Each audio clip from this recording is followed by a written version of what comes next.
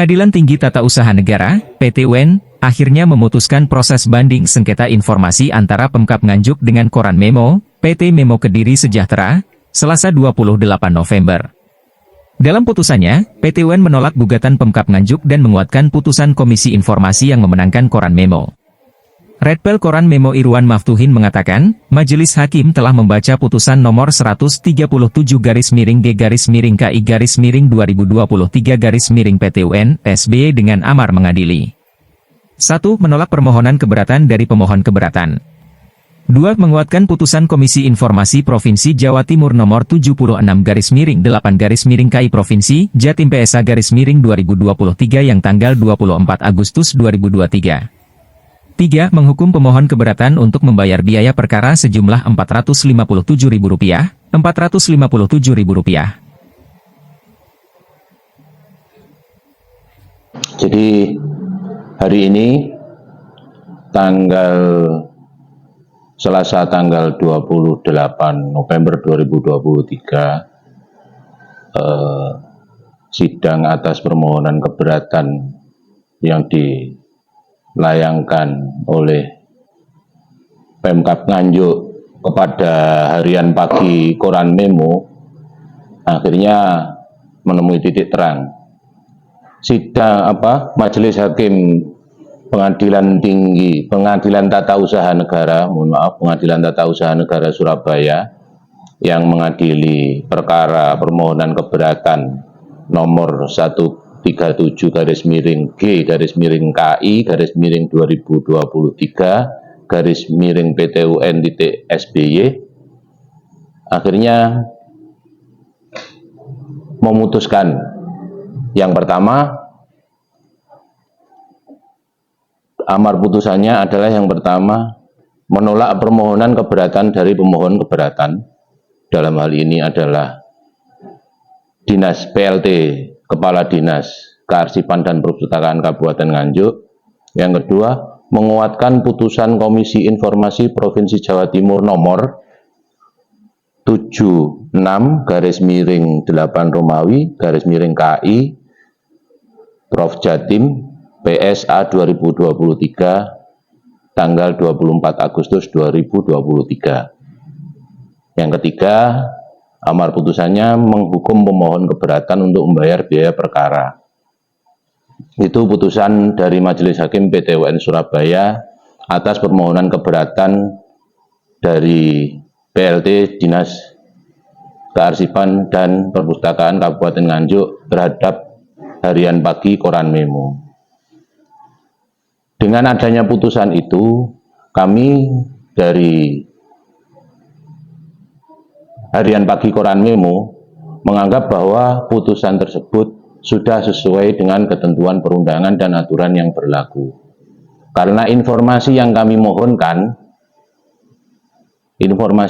mohonkan kepada Dinas Kearsipan dan Perpustakaan Nganjuk, meskipun bukan informasi yang wajib diumumkan, bukan berarti informasi itu tidak bisa dimintakan, tidak bisa dimohonkan.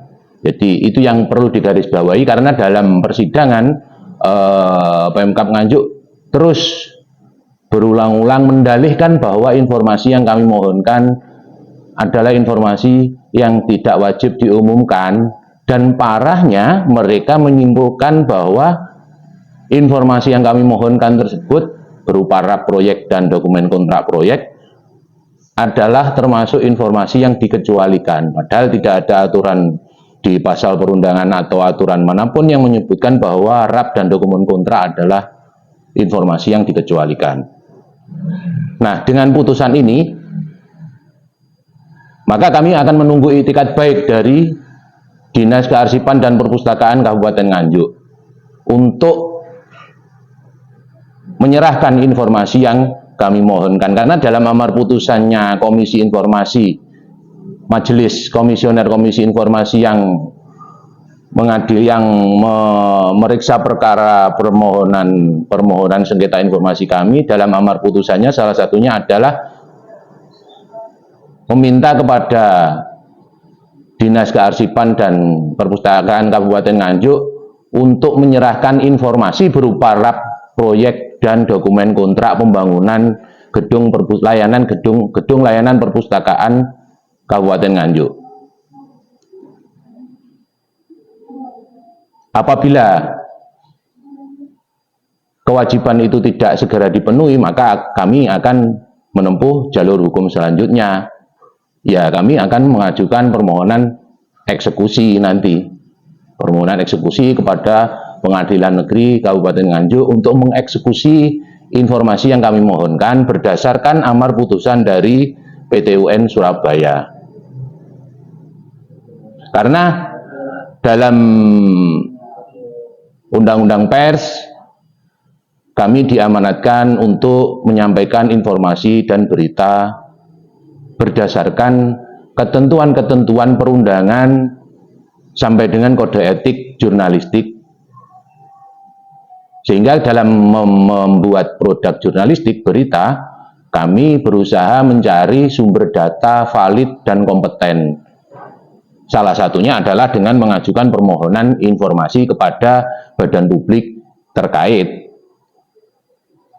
Sehingga dasar hukum kami sebagai pers juga memiliki kekuatan hukum untuk meminta informasi yang senyampang informasi itu tidak termasuk informasi yang dikecualikan. Kami juga akan berusaha menghormati undang-undang dan aturan-aturan serta ketentuan yang berlaku di Negara Kesatuan Republik Indonesia.